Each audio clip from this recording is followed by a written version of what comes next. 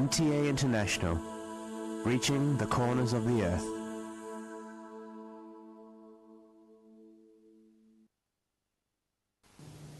Coming up next is the Friday sermon of Hazrat Khalifatul Masih IV, Mirza Tahir Ahmad Sahib, Imam and the head of the worldwide Ahmadi Muslim community. اب حضرت مرزا طاہر احمد صاحب خلیفۃ المسیح رابع امام جماعت احمدیہ ایدہ اللہ تعالی بنص لذیذ کا خطبہ جمعہ ہوگا. حبیبنا صلی علی محمد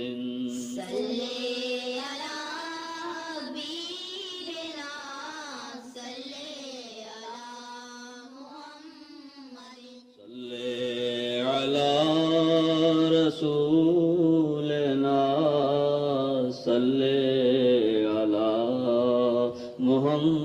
محمد صلی علی رسولنا صلی علی محمد صلی علی محمد صلی علی محمد صلی علی محمد صلی علی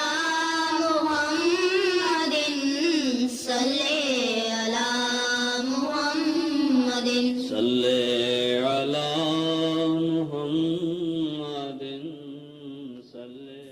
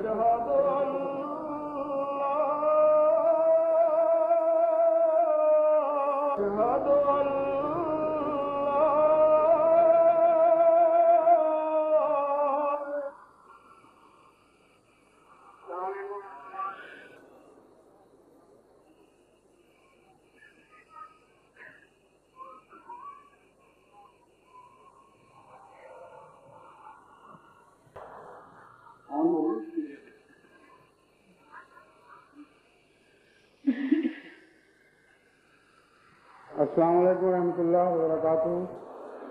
اذان دے دیں.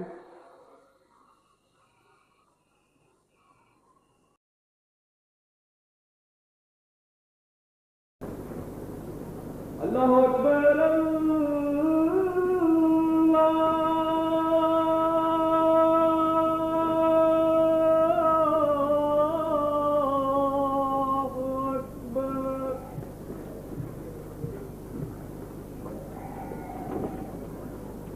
اللہ اکبر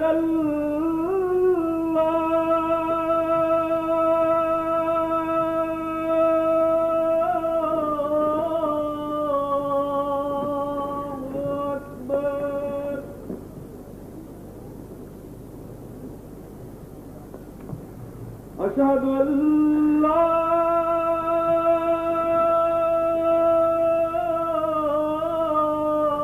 الہ الا اللہ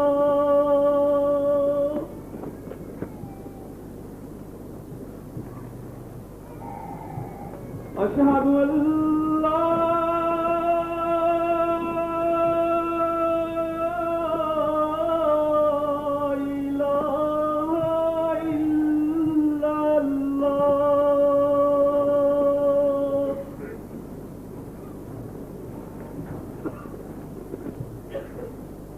أشهد أن محمدًا رسول الله.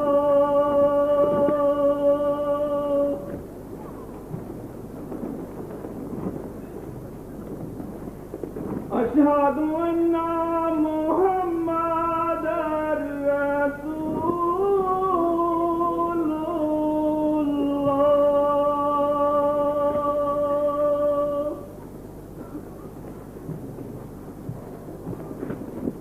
حي على الصلاة.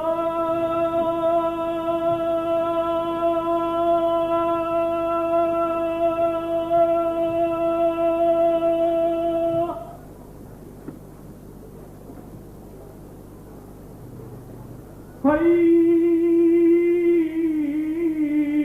على الصلاة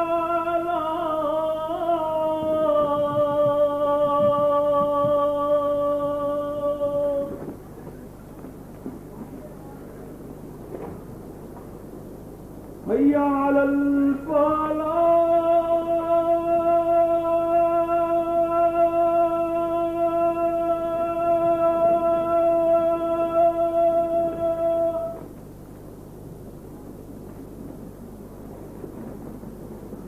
حي على الفلاح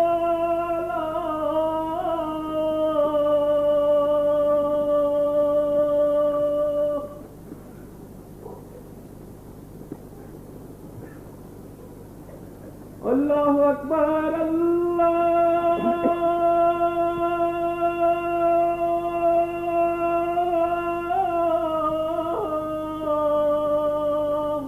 أكبر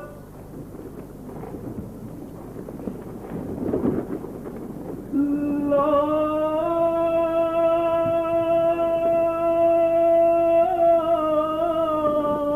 إله إلا الله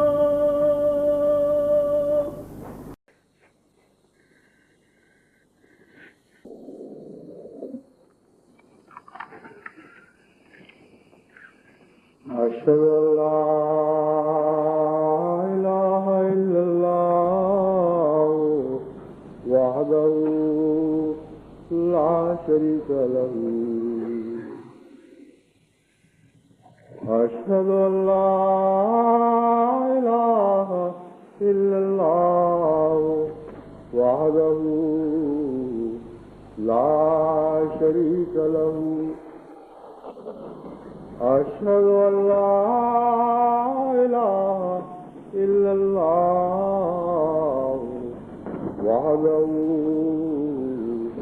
لا شريك له وأشهد أن محمدا عبده ورسوله أما بعد فأعوذ بالله من الشيطان الرجيم بسم الله الرحمن الرحيم الحمد لله رب العالمين الحمد لله رب العالمين الحمد لله رب العالمين الرحمن الرحيم مالك يوم الدين إياك نعبد وإياك نستعين إياك نعبد وإياك نستعين إياك نعبد وإياك نستعين اهدنا الصراط المستقيم صراط الذين أنعمت عليهم غير المغضوب عليهم ولا الضالين.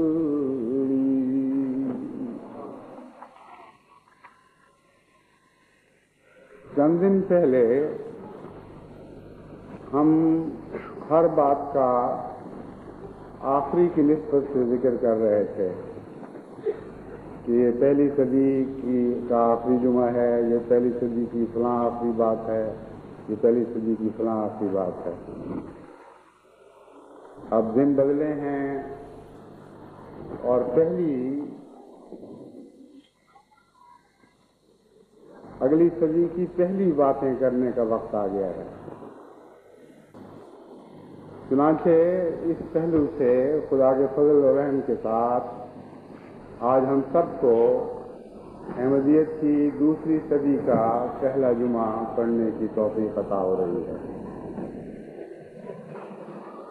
ہماری بڑی خوش نصیبی ہے کہ تمام جماعت احمدیہ عالمگیر جس کے افراد اس وقت خدا تعالیٰ کے فضل سے زندہ ہیں، خواہ وہ بڑے ہیں یا چھوٹے ہیں، مرد ہیں یا عورتیں ہیں، بوڑھے ہیں یا بچے ہیں، وہ سب جو گزشتہ صدی بھی دیکھ سکے اور اس نئی صدی میں داخل ہوئے، اور آج ہم اکٹھے اس نئی صدی کے سر پر کھڑے ہیں اور دور تک پھیلے ہوئے اگلی صدی کے منظر کا تصور باندھ رہے ہیں۔ بعض دفعہ سڑکیں یا مناظر کی ذاتیں ہی نہ اونچے ہوتے ہیں یا نہ نیچے ہوتے ہیں، لیکن دیکھنے والے کو وہ اونچے یا نیچے دکھائی دے رہے ہوتے ہیں۔ سائنس میوزیمز میں اس قسم کے کئی نظارے نظر کے دھوکوں کو ظاہر کرنے کے لیے دکھائے جاتے ہیں۔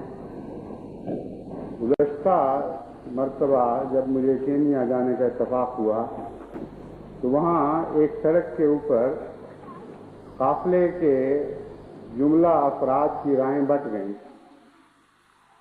بعضوں کا خیال تھا یہ سڑک اوپر جا رہی ہے اور بعضوں کا خیال تھا یہ نیچے جا رہی ہے۔ چنانچہ ہم نے کاریں روکی اور ایک سے زیادہ مرتبہ روکی، لیکن جن لوگوں کو وہ سڑک اونچی جاتی دکھائی دے رہی تھی ان کو پھر بھی اونچی ہی دکھائی دی، اور جن کو نیچے جاتی ہوئی دکھائی دے رہی تھی ان کو نیچے ہی دکھائی دی۔ اسی طرح اس اگلی صدی کی سڑک کا حال ہے۔ دنیا کے وہ تمام لوگ جو خدا تعالیٰ سے تعلق نہیں جوڑ سکے، ان کو یہ صدی کی سڑک نیچے جاتی ہوئی دکھائی دے گی۔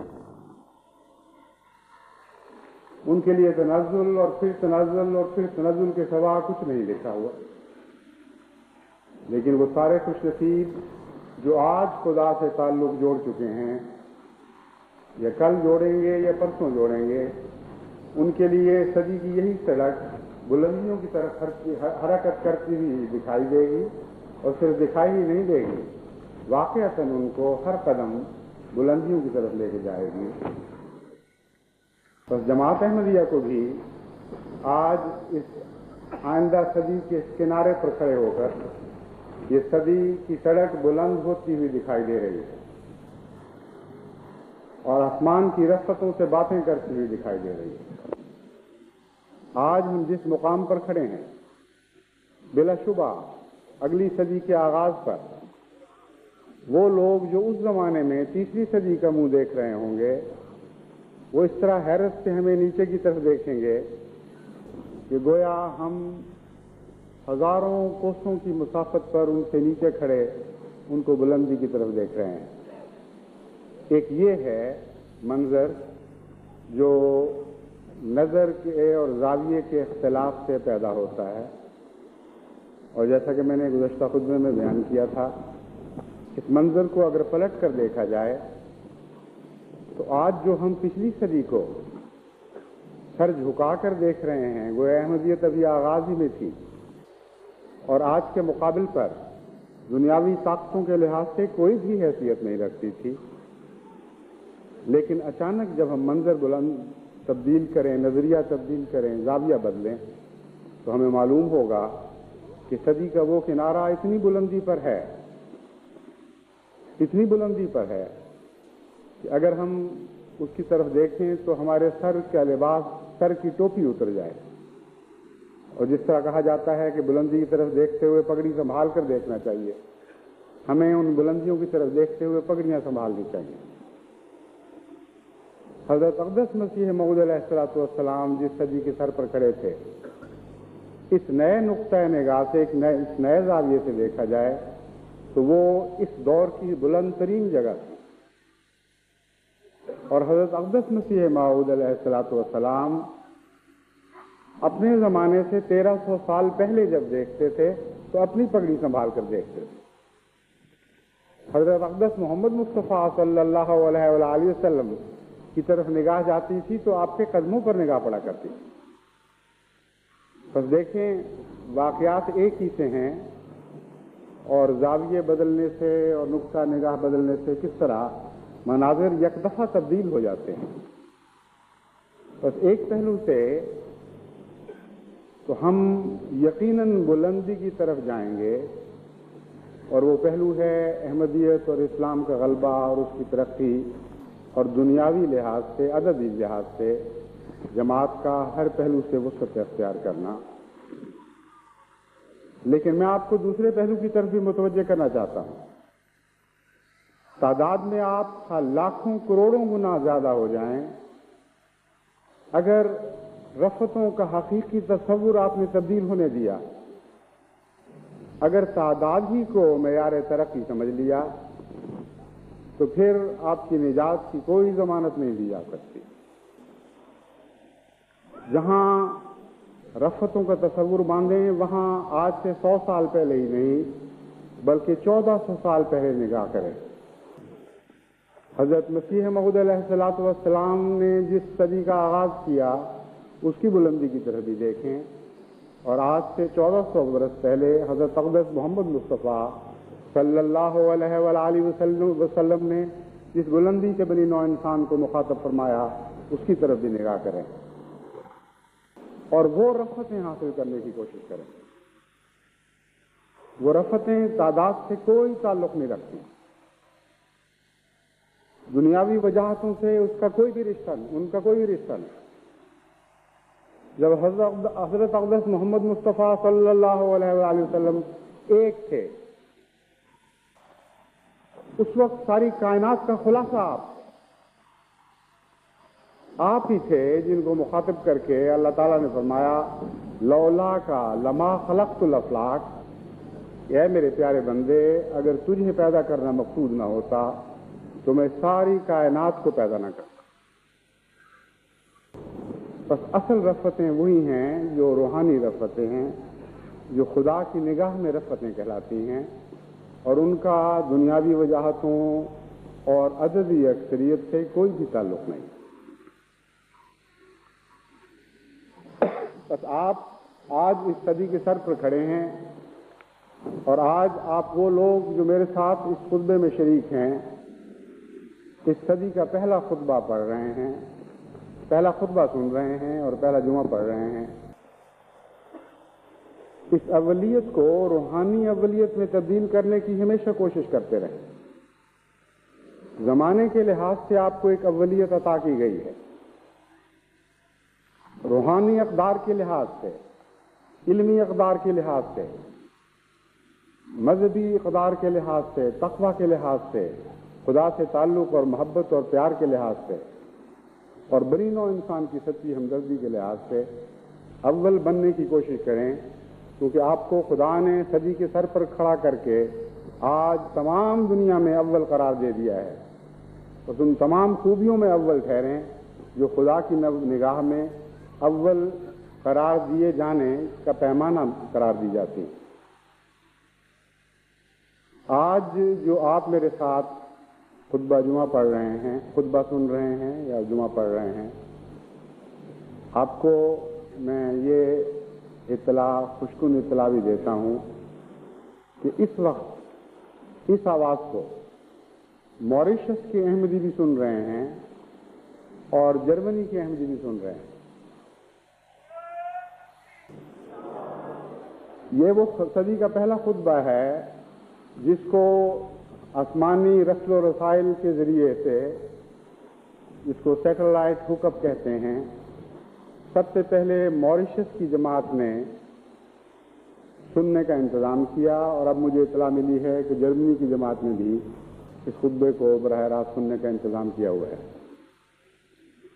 موریشس کی جماعت اللہ تعالیٰ کے فضل سے بڑی مخلص اور فعال جماعت ہے اور جب میں نے وہاں دورہ کیا، جیسا کہ میں نے اپنے بعض خطبات میں پہلے بھی ذکر کیا تھا، ان کے اندر میں نے زندگی کے ایسے آثار دیکھے جن کے نتیجے میں بہت سی امیدیں وابستہ کر کے وہاں سے لوٹا، اور بعد میں جتنی اطلاعات بھی مجھے مل رہی ہیں ان سے یہی معلوم ہوتا ہے کہ دن بدن ان کے اندر نیا ولولہ پیدا ہوتا چلا جا رہا ہے، زندگی کی علامتیں بڑھتی چلی جا رہی ہیں، اور خدا تعالیٰ کے فضل کے ساتھ وہ جماعت ہر پہلو سے بڑی تیزی کے ساتھ ترقی کر رہی ہے۔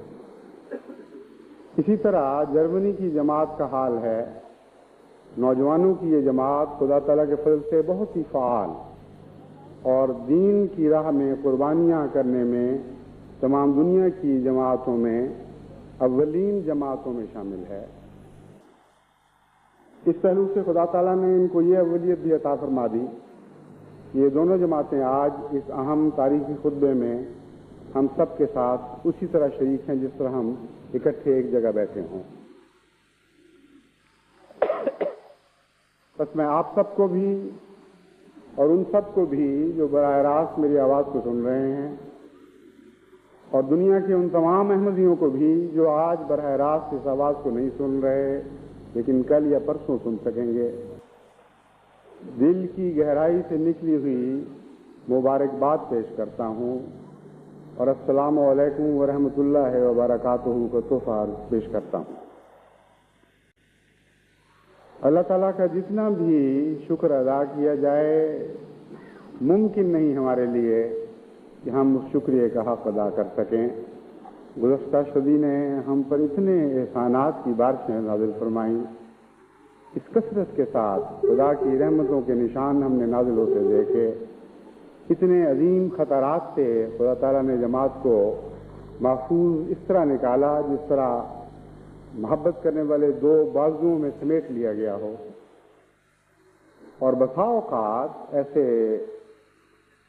سخت وقت آئے، ایسے کڑے وقت آئے کہ خطرہ تھا کہ بعض علاقوں سے جماعت کی صف لپیٹ دی جائے گی، مگر خدا تعالیٰ کی غیر معمولی قدرت نے حیرت انگیز جلوے دکھائے۔ بس ان سب امور کی طرف جب ہم نگاہ دوڑاتے ہیں تو شکر کے جتنے بھی جذبات دل میں پیدا ہوتے ہیں یوں معلوم ہوتا ہے کہ پیاس نہیں لگی۔ بعض دفعہ اس کیفیت میں جب خدا تعالیٰ کے احسانات کا تصور مانتا ہوں اور وہ راہیں تلاش کرتا ہوں جن پر چل کر، جن پر سجدے کرتے ہوئے آگے بڑھتے ہوئے خدا کا شکر ادا کیا جائے، تو اس مضمون کو اتنا پھیلا ہوا دیکھتا ہوں، اپنی طاقت سے اتنا بڑا ہوا پاتا ہوں کہ کوئی پیش نہیں جاتی، بے اختیار اس کے سوا کچھ نہیں کہا جا سکتا کہ اے محسن تو اتنا احسان کرنے والا ہے کہ کوئی دنیا کا ممنون احسان، خواہ ایک ہو خواہ قومیں ہوں، خواہ ایک ملک کے باشندے ہوں یا تمام عالم کے بسنے والے ہوں، دن رات بھی اگر وہ تیرے احسانات کا شکریہ ادا کریں تو ان کے بس میں نہیں ہے۔ اس لیے ہم سے مغفرت اور رحمت کا سلوک فرما، ہمارے دل کی بے قرار تمناؤں پر نظر کر، ہم چاہتے ہیں کہ تیرے احسانات کا شکریہ ادا کریں مگر ہم میں طاقت نہیں ہے۔ یہ باتیں جو میں کہہ رہا ہوں اس میں قطعاً لفاظی کا کوئی شائبہ بھی نہیں۔ آپ میں سے ہر ایک کو میں اس طرف متوجہ کرنا چاہتا ہوں کہ آج اپنی زندگی پر اگر مڑ کر نگاہ ڈالیں، بچپن سے لے کر آج تک کے واقعات پر نظر ڈالیں تو آپ کو معلوم ہوگا کہ کتنے بھیانک موڑ آپ کی زندگیوں پر ایسے آئے تھے کہ ان میں سے ہر موڑ آپ کے لیے ہلاکت کا پیغام لا سکتا تھا، اور آپ کو یہ توفیق نہ ملتی کہ مڑ کر اپنے سفر کا باقی حصہ طے کر سکیں۔ زندگی کو بھی مختلف خطرات پیش آئے، ایمان کو بھی مختلف خطرات پیش آئے، دنیا کے دولتوں اور حیثیتوں کو بھی خطرات پیش آئے، اور خدا تعالیٰ نے بسا اوقات ایک دفعہ نہیں، 2 دفعہ نہیں، 10 دفعہ نہیں، 20 دفعہ نہیں، بلا شبہ میں یہ کہہ سکتا ہوں کہ ہم میں سے ہر ایک کی زندگی میں ہزارہا مرتبہ ایسے احسانات کے سلوک فرمائے کہ ان میں سے ایک ایک احسان اس لائق ہے کہ اس کے شکریہ میں زندگیاں گزاری جائیں۔ یہ مضمون ہر انسان پر کھل سکتا ہے اگر وہ احسان شناسی کی نظر پیدا کرے، اور دنیا کا کوئی انسان بھی ایسا نہیں جو اس پہلو سے خدا تعالیٰ کے زیر احسان نہ ہو۔ جماعت احمدیہ میں خدا تعالیٰ کے فضل سے یہ نظارے بہت زیادہ دکھائی دیتے ہیں۔ بس اس صدی کو شکر کی صدی بنانا ہے اور خدا تعالیٰ کے احسانات کو یاد رکھنے اور احسانات کو پہچاننے کی صدی بنانا ہے، ورنہ غفلت کی آنکھ سے اگر آپ دیکھیں تو احسانات کی خواہ بارش ہو رہی ہو تب بھی انسان کے شکر کی زبان سوکھی رہتی ہے۔ حضرت اقدس محمد مصطفیٰ صلی اللہ علیہ وآلہ وسلم کی زبان وہ زبان تھی کہ جب آسمان سے بارش کا پہلا قطرہ گرا کرتا تھا تو آپ زبان باہر نکال کر اپنی زبان پہ اس قطرے کو لیا کرتے تھے۔ ظاہری لحاظ سے وہ زبان تر ہوتی تھی، لیکن دراصل اس میں ہمیں ایک پیغام ہے کہ خدا تعالیٰ کے احسانات کے ہر قطرے سے ہماری زبانیں تر رہنی چاہیے اور ہمارا دل ان احسانات سے سیراب رہنا چاہیے۔ بس یہ صدی ہمیں احسانات منانے کی صدی بنانی چاہیے، کیونکہ اللہ تعالیٰ فرماتا ہے کہ وہ جو میرے احسانات کا شکر کرتا ہے میں اسے بڑھاتا چلا جاتا ہوں، اس پر مزید فضل کرتا چلا جاتا ہوں۔ اس لیے اگر آج آپ یہ فیصلہ کریں کہ اس صدی کو احسانات منانے کی صدی بنائیں گے تو یہ تو نہیں ہو سکے گا کہ ایک صدی کے اندر آپ خدا تعالیٰ کے احسانات گن سکیں یا ان کا شکریہ ادا کر سکیں۔ ہزاروں صدیوں کے احسانات کا بوجھ آپ کی آئندہ نسلوں پر پڑ جائے گا، اور وہ بھی اگر احسان مند رہیں گی ان پر بھی خدا تعالیٰ کے احسانات کی بے انتہا بارشیں برستی رہیں گی۔ کتنا آسان طریقہ ہے خدا کے فضلوں کو جذب کرنے کا، کتنا مؤثر طریقہ ہے اللہ تعالیٰ کے احسانات کو اپنی پیاسے دلوں کی طرف کھینچنے کا، کہ اس کے احسانات کا تصور باندھیں اور اس تصور کے ساتھ خدا تعالیٰ کا شکر ادا کرنا شروع کریں۔ تصور باندھنے کا احسان کے ساتھ ایک گہرا تعلق ہے، اور اس مضمون کو میں آپ پر خوب ظاہر کرنا چاہتا ہوں۔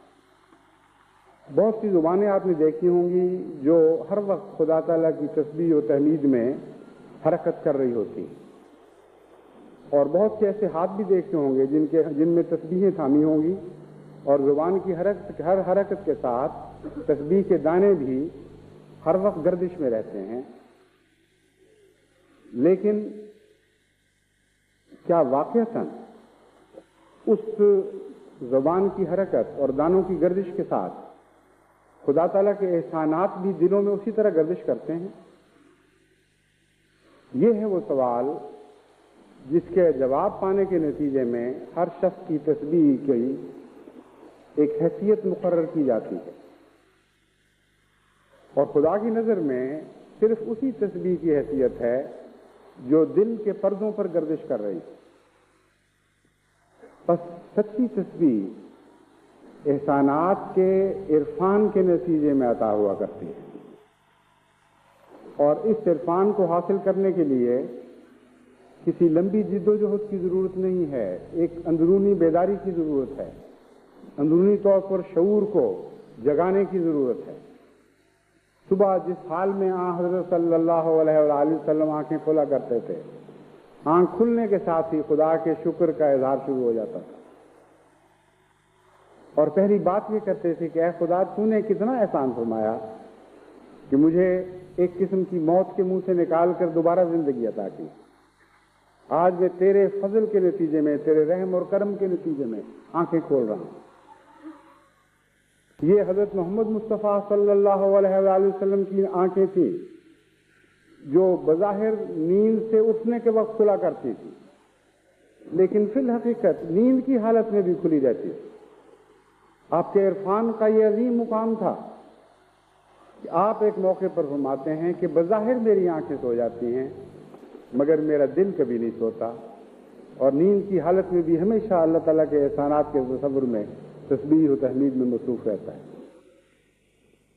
بس حضور اکرم صلی اللہ علیہ وآلہ وسلم سے تسبیح و تحمید کے اسلوب سیکھیں، تسبیح و تحمید کے آداب سیکھیں، پھر آپ کو معلوم ہوگا کہ آپ کی زندگی کا لمحہ لمحہ اللہ تعالیٰ کے احسانات کے تابع ہے۔ تب آپ کو یہ بات سمجھ آئے گی کہ کیوں ہم یہ کہتے ہیں کہ ساری زندگی بھی اگر خدا تعالیٰ کا شکر ادا کرتے چلے جائیں وہ شکر ادا نہیں ہو سکتا۔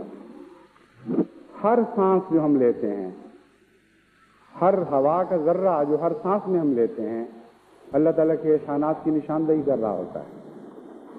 ایک عارف باللہ ان نشانات کا جب تصور باندھتا ہے تو اس ایک سانس کے تصور میں ہی سینکڑوں دوسرے سانس لے لیتا ہے۔ کس کس سانس کی پیروی کرے گا اس کے احسان ادا کرنے کے لیے؟ ایک بزرگ کے متعلق یہ ذکر آتا ہے کہ ایک دفعہ ایک مٹھائی کا ٹوکرا ان کے سامنے تحفے کے طور پر پیش کیا گیا۔ کچھ اس میں لڈو تھے، انہوں نے نکالے اور اپنے مریدوں کو وہ لڈو بانٹ دیے اور ایک لڈو خود ہاتھ میں پکڑ لیا۔ وہ تو اپنے اپنے لڈو کھا کر فارغ ہو گئے اور وہ جو بزرگ تھے انہوں نے لڈو سے دانہ دانہ نکال کر منہ میں ڈالنا شروع کیا اور ہلکا ہلکا اس کو چباتے رہے اور خیالات میں کھوئے رہے۔ جب ایک لمبا عرصہ گزر گیا اور وہ لڈو ختم نہ ہوا تو ان کے ایک مریض نے پوچھا کہ آپ کیا کر رہے ہیں؟ انہوں نے کہا میں ہر دانہ جو منہ میں ڈالتا ہوں اس کے ساتھ یہ تصور باندھنے کی کوشش کرتا ہوں کہ خدا کی رحمتوں کے کتنے جلووں نے یہ دانہ بنایا ہوگا۔ میرا ذہن میٹھے کی طرف منتقل ہو جاتا ہے، میرا ذہن اس نئے شکر کی طرف یعنی گنے کی طرف منتقل ہو جاتا ہے جو کبھی کھیتوں میں اگ رہا تھا، پھر وہ تنومند ہوا، پھر وہ اس میں رس پیدا ہوا، رس میں مٹھاس پیدا ہوئی، اور کس طرح پھر اس کو میری خاطر، کیونکہ خدا نے یہ دانہ میرے منہ میں ڈالنا تھا، بڑی محنت کے ساتھ کسانوں نے کاٹا اور پھر کس طرح وہ اس کا رس نچوڑا گیا۔ اور یہ مضمون سوچتا چلا جاتا ہوں، دانہ ختم ہو جاتا ہے، یہ مضمون ختم نہیں ہوتا، پھر ایک اور دانہ منہ میں ڈالتا ہوں، پھر اس سے پہلے کی طرف میری توجہ منتقل ہو جاتی ہے، پھر میں سوچتا ہوں کہ صرف ایک میٹھا ہی تو نہیں ہے، اور بھی اجزاء ہیں اس کے، وہ لکڑیاں بھی تو ہیں جن سے آگ جلائی گئی، اور وہ چنے بھی تو ہیں یا مکئی یا جو بھی اس لڈو میں بطور نشاستہ کے ڈالا گیا، یہ وہ سب چیزیں تھیں۔ پھر ان کے اوپر کیا کیا گزری، کس طرح کس وقت زمیندار اٹھے اور پاؤ پھٹے وہ کندھوں پر ہل لے کر روانہ ہوئے کھیتوں کی طرف، ان کی حفاظت کس طرح کی گئی۔ اتنا وسیع مضمون اس ایک دانے کے ساتھ منسلک ہو گیا کہ وہ گھنٹہ تو لڈو ختم کرنے میں لگا، لیکن گھنٹوں مزید درکار تھے اس مضمون کی تفصیل سے پیروی کرنے اور اس کو اپنے دل پر عرفان کی صورت میں جاری کرنے میں۔ اس مضمون کو آپ زندگی کے روز مرہ تجربے میں پھیلا کر دیکھیں، ہمارا وقت بہت محدود ہے، احسانات کا سلسلہ بہت دراز ہے، اور ناممکن ہے کہ اگر ہمہ وقت ہم خدا تعالیٰ کے احسانات کا شکریہ ادا کرنے میں مصروف رہیں تب بھی ان احسانات کا شکریہ ادا کر سکیں۔ یہ مضمون صرف وہاں سے شروع نہیں ہوتا کہ کس وقت ایک زمیندار ہل کندھے پر اٹھا کر روانہ ہوا تھا، بلکہ اگر آپ زمین و آسمان کی پیدائش پر غور کریں تو لاکھوں نہیں، کروڑوں نہیں، اربوں سال ہیں جن میں خدا تعالیٰ نے انسان کے آنے کی تیاریاں کی ہیں۔ اس زمین کو بچھونا بنایا، پہاڑ کس طرح پیدا کیے گئے، سمندر کس طرح پیدا ہوئے، زندگی کا آغاز کیسے ہوا، کیسے کیسے قوانین جاری کیے گئے زندگی کی حفاظت کے لیے، اور کس طرح وہ زندگی میں تناسب پیدا کیا گیا جس کے بغیر انسان کی پیدائش ناممکن تھی۔ انسان کی ہر ضرورت کو پیش نظر رکھ کر، خواہ وہ ابتدائی زمانے کا انسان تھا یا آخری زمانے کا انسان، ہر قسم کی ضروریات مہیا کی گئیں۔ خزائن ہیں زمین میں دبے ہوئے آج بھی جن تک ابھی ہماری نگاہ نہیں پہنچی، مگر قرآن کریم یہ اعلان کر رہا ہے کہ ان من شیء الا عندنا خزائنہ وما ننزلہ الا بقدر معلوم. کوئی چیز ایسی نہیں ہے بنی نوع انسان کے فائدے کے لیے جس کے خزانے ہم نے محفوظ نہ کر رکھے. وما ننزلہ الا بقدر معلوم، لیکن ہم ان کو ایک اندازے کے مطابق ظاہر فرماتے چلے جاتے ہیں اور بنی نوع انسان کے فائدے کے لیے نازل کرتے چلے جاتے ہیں. جن موٹروں پر آپ بیٹھ کر آئے ہیں، جو تیل ان موٹروں میں پھونکا گیا، کیا آپ کو اندازہ ہے کہ اس تیل کی تیاری کے لیے خدا تعالیٰ نے کتنے سال لگائے ہیں؟ اربوں سال لگے ہیں. ان تیل کے اس تیل کو جس کو آپ بے تکلفی سے آج پھونک دیتے ہیں، اس کو تیار کرنے پر ان گنت زندگیاں قربان کی گئیں، ان گنت زندگیوں کی قسمیں قربان کی گئی ہیں. اور ایک بہت ہی لمبے عرصے پر جس کے اوپر ہمارا ذہن ممتد نہیں ہو سکتا، اس تک پہنچ نہیں سکتا، خواہ ہم ہندسوں میں اس کی باتیں کر لیں، مگر ہمارے تصورات اتنے محدود ہیں کہ فی الحقیقت ہم اس لمبائی کا اندازہ نہیں کر سکتے. اتنے لمبے عرصے پر پھیلے ہوئے خدا تعالیٰ کی قدرت تیل کے چشموں کے لیے تیاری کر رہی تھی. اور آج ہم بیٹھتے ہیں، ایک گیلن تیل لیا، اس کو پھونکا، اور خیال بھی نہیں کرتے کہ یہ تیل کیسے بنا، کیوں ہمارے ہاتھ آیا، اور یہ خزانہ خدا نے کب سے ہمارے لیے بچا کر رکھا ہوا تھا. تو ایک بات نہیں، دو نہیں، تین نہیں، لاکھوں، کروڑوں، اربوں، ان گنت باتیں ہیں جن کے ذکر کی بھی انسان کو مجال نہیں اور طاقت نہیں، کیونکہ قرآن کریم فرماتا ہے کہ میرے کلمات ایسے لامحدود ہیں، ایسے ان گنت، اتنے بے پناہ ہیں کہ اگر سمندر سیاہی بن جائیں اور ان کلمات کو لکھنا شروع کیا جائے تو سمندر سوکھ جائیں گے، لیکن ان کلمات کا ذکر ختم نہیں ہوگا. اور اگر اور بھی ویسے سمندر ان کی مدد کے لیے آ جائیں، وہ سمندر بھی خشک ہو جائیں گے، لیکن میرے کلمات کا ذکر کبھی ختم نہیں ہوگا. بس یہ وہ خدا ہے جس کے احسانات کے تابع ہم ہیں. اور ہم جب کہتے ہیں کہ ان گنت احسانات ہیں، بارش کی طرح اس کے فضل نازل ہوتے ہیں، تو ہم جانتے ہیں کہ ہم درست کہہ رہے ہیں، اس میں کوئی مبالغہ نہیں، ایک قطرے کا مبالغہ بھی اس میں نہیں. خدا تعالیٰ کی رحمتوں کی بارشوں نے 100 سال تک جماعت احمدیہ پر ہر قسم کے فضل نازل فرمائے. ایک قطرہ اس کے فضل نے دریا بنا دیا. حضرت مسیح موعود علیہ الصلوۃ والسلام فرماتے ہیں کہ میں قطرہ تھا، اس کے فضل نے دریا بنا دیا، اور ایک خاک کا ذرہ تھا جسے خدا نے ثریا بنا دیا. بس آج جو 1 کروڑ احمدی دنیا میں بس رہے ہیں، یہ اسی قطرے کے بنے ہوئے دریا ہیں. بس اگر آپ خدا تعالیٰ کے احسانات کے ہر قطرے پر شکر ادا کرنے کا سلیقہ سیکھ جائیں گے تو آپ میں سے ہر ایک قطرہ یہ صلاحیت رکھتا ہے کہ اگلی صدی کے آغاز سے پہلے 1 کروڑ بن جائے. اور اگر زمین پر آپ کے پھیلنے کی جگہ نہیں ہوگی تو اس صدی تک خدا آسمان میں وسعت عطا کرے گا، اور آسمان میں آپ کے پھیلنے کے لیے گنجائشیں نکالی جائیں گی. زمانہ بڑی تیزی سے تبدیل ہو رہا ہے اور ہم نہیں جانتے کہ آئندہ کیا ہونے والا ہے، لیکن یہ میں آپ کو بتا دیتا ہوں کہ اگر آپ احسان مند رہیں گے تو خدا کے فضلوں کے ساتھ آپ کے احسان کا کوئی مقابلہ نہیں، احسان مندی کا کوئی مقابلہ نہیں ہو سکتا. وہ فضل آپ سے سینکڑوں ہزاروں گنا تیز رفتاری کے ساتھ آگے آگے بھاگیں گے اور آپ کا احاطہ کر لیں گے، اور آپ میں استطاعت نہیں ہوگی کہ ان فضلوں کا احاطہ کر سکیں. بس اس اگلی صدی کا پہلا پیغام ساری جماعت احمدیہ کے نام یہ ہے کہ خدا تعالیٰ کے احسانات کا شمار کرنے کی کوشش کریں اور خدا تعالیٰ کے احسانات میں ڈوبنے کی کوشش کریں. آپ کے سارے مسائل احسان مندی کے ذریعے سے حل ہو سکتے ہیں. ساری مشکلات جذبہ احسان مندی کے ساتھ دور ہو سکتی ہیں، لیکن احسان مندی حقیقی ہونی چاہیے، محض زبانی نہیں ہونی چاہیے۔ عادت ڈالیں، اپنی فطرت ثانیہ بنا لیں کہ خدا تعالیٰ کے پیار اور محبت کا ذکر کر کے سوچوں میں ڈوب جایا کریں اور سوچا کریں کہ یہ بھی خدا کا احسان ہوا، وہ بھی خدا کا احسان ہوا۔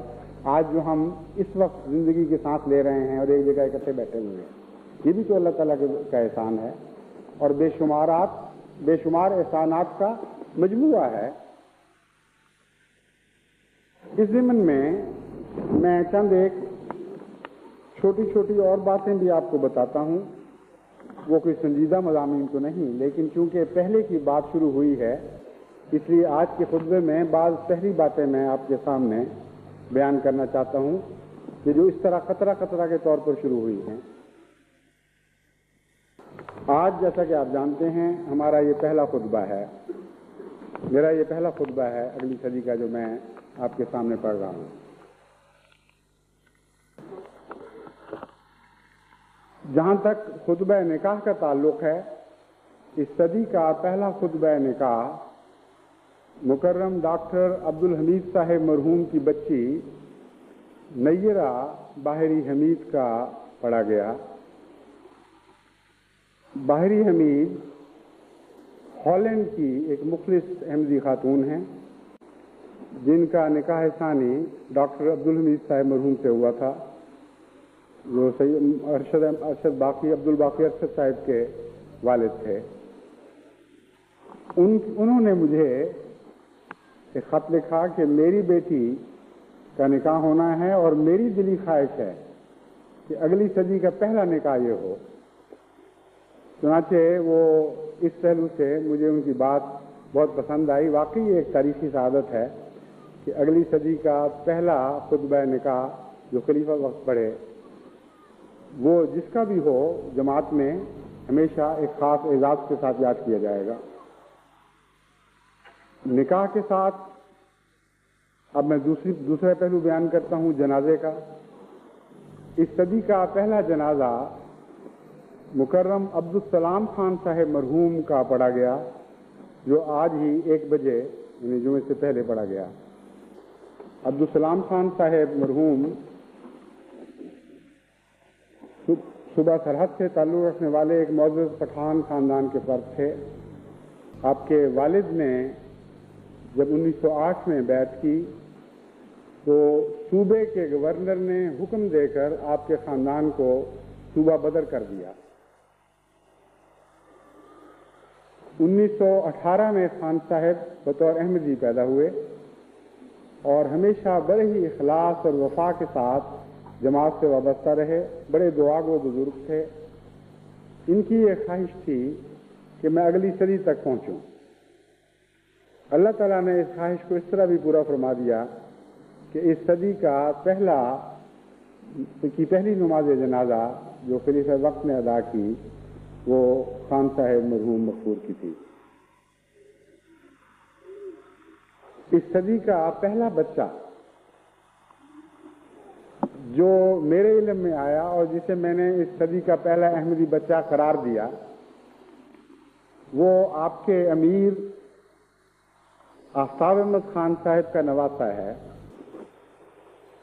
اور اس کے بچے کے والد لطیف الرحمان ہیں اور دادا رفیق الرحمان، اور خان صاحب کے والد ثناء اللہ خان صاحب ہوا کرتے تھے، بڑے نیک اور مخلص بزرگ تھے۔ تو یہ اس صدی کا پہلا احمدی بچہ ہے۔ آپ سوچ رہے ہوں گے کہ یہ کوئی ایسی بات تو نہیں کہ اس اہم خطبے میں اس کا ذکر کیا جائے، لیکن ابھی میں نے آپ کو ایک بات سمجھائی ہے، آپ کیوں اس کو بھول رہے ہیں؟ خدا تعالیٰ کی رحمتوں کی بارشیں دیکھیں کتنی وسیع ہوتی، بعض سینکڑوں نہیں، ہزاروں نہیں، لاکھوں میل تک پھیلی ہوتی۔ کتنے قطرے گرنے ہوتے ہیں ان بارشوں کے، لیکن اس کے پہلے قطرے کو محمد مصطفیٰ صلی اللہ علیہ وسلم کی زبان باہر نکل کر اپنی چھاتی پر لیا کرتی، پیار اور محبت سے۔ تو یہ قطرات ہیں جو بہت سے برسیں گے، اور آج اس کا آغاز ہو رہا ہے جنازوں کے متعلق تو آپ کہہ سکتے ہیں کہ جنازے بھی تو ہوں گے، لیکن واقعہ یہ ہے کہ جنازہ بھی ایک رحمت کا موجب ہے۔ اس کو میں خطرات رحمت کے طور پر جو شمار کر رہا ہوں تو کوئی تعجب کی بات نہیں ہے۔ یہ فیصلہ کہ پیدائش خوشی کی بات ہے اور جنازہ غم کی بات ہے، یہ ایسا آسان فیصلہ نہیں ہے۔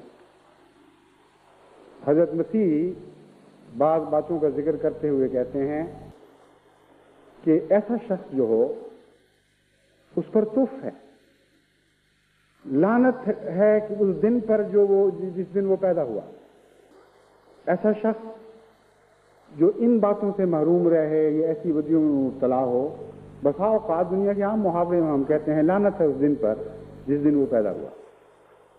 اور حضرت مسیح کے متعلق خدا تعالیٰ فرماتا ہے رحمت تھی اس دن پر، خدا تعالیٰ کی برکتیں تھیں اس دن پر، سلام تھا اس دن پر جس دن مسیح پیدا ہوا۔ سلام علیہ یوم ولدت و یوم اموت و یوم ابعث حیا۔ مسیح کی زبان سے قرآن کریم میں یہ الفاظ، مسیح کی زبان میں خدا تعالیٰ نے یہ الفاظ قرآن کریم میں محفوظ رکھے کہ سلام ہے اس دن پر جس دن میں پیدا ہوا، اور سلام ہے اس دن پر جس دن میں فوت ہوا یا فوت ہوں گا، اور اس دن پر بھی سلام جس دن میں دوبارہ اٹھایا جاؤں گا۔ بس نہ پیدائش سلامتی کا موجب ہوتی ہے، نہ موت سلامتی کا موجب ہوتی ہے۔ یہ اللہ تعالیٰ کی رحمت ہے کہ بعض موتیں خدا تعالیٰ کے نزدیک سلامتی کا موجب بن جایا کرتی رہتی دنیا تک، جب تک قرآن کریم رہے گا اور ہمیشہ رہے گا۔ کروڑ اربوں بندے خدا تعالیٰ کے یہ آیت پڑھا کریں گے اور حضرت مسیح کی موت پر بھی سلامتی بھیجا کریں گے۔ بس جنازے کا بھی ایک رحمت کے طور پر ذکر کرنا کوئی بے جا بات نہیں ہے۔ مجھے یقین ہے کہ خان صاحب کی موت کا دن بھی سلامتی کا دن تھا، ان کا نام بھی سلام تھا۔ جس دن یہ پیدا ہوئے ایک صحابی کی اولاد کے طور پر پیدا ہوئے، تمام عمر وفا کے ساتھ احمدیت سے چمٹے رہے۔ بس آج ان کی وفات کا دن بھی سلامتی ہی کا دن ہے، اور پہلی صدی کے جنازہ جو آج ان کا پڑھا گیا ہے، اس لحاظ سے بھی یہ بہت ہی برکتوں کا موجب ہے۔ بس ہمیں خدا کی رحمت کے ہر نشان کو محفوظ رکھنا چاہیے۔ آئندہ صدی بہت سے انعامات ہمارے سامنے ہمارے لیے لانے والی ہے۔ خدا کے بے شمار انعامات جو صدی کے آغاز سے نازل ہونے شروع ہوئے، ہم ان کا احاطہ نہیں کر سکتے۔